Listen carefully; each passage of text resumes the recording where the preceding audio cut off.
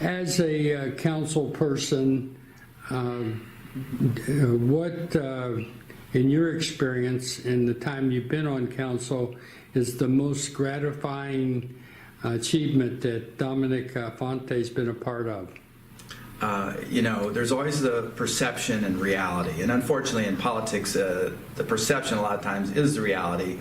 But in this case, it's not. As you sit in the back seat looking into council, like I did before I was a council member, I was pretty frustrated by the lack of communication. I felt that as a citizen, I never really knew what was going on. I couldn't find the information. It was frustrating.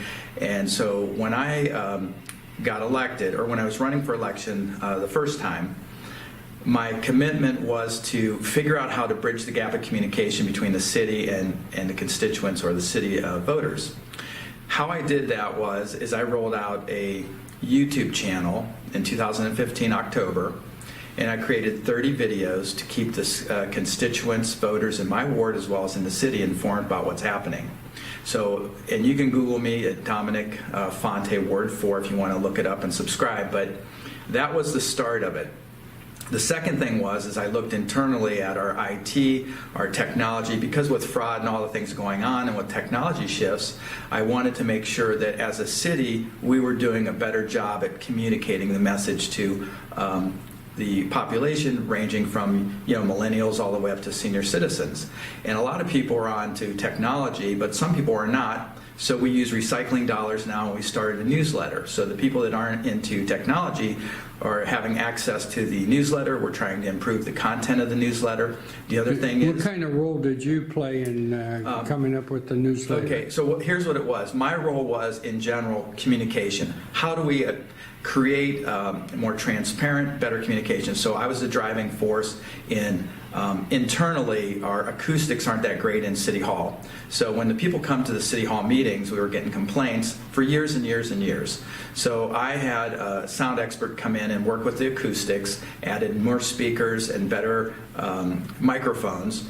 And so that was a driving force that I pushed, and we have in the budget this year to have directional mics so that the acoustics and the sound quality will be better for the people that show up at the meetings.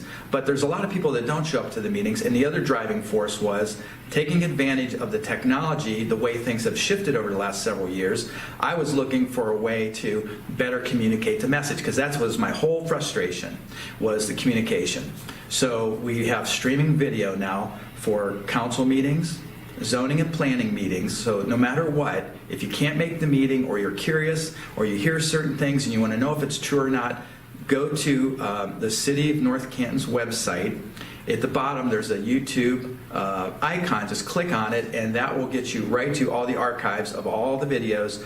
And we've been doing that, so that's a huge benefit in my opinion. The other thing is, we're just trying to update our phone systems. We have now a Facebook page for better communication. If you notice, it's improving. We have a webmaster working on our website, because we're trying to streamline all this modern technology and making it simpler and more transparent to the consumers, our constituents in my ward as well as the whole city. So that's really was my main driving force, and we're continuing to improve that communication.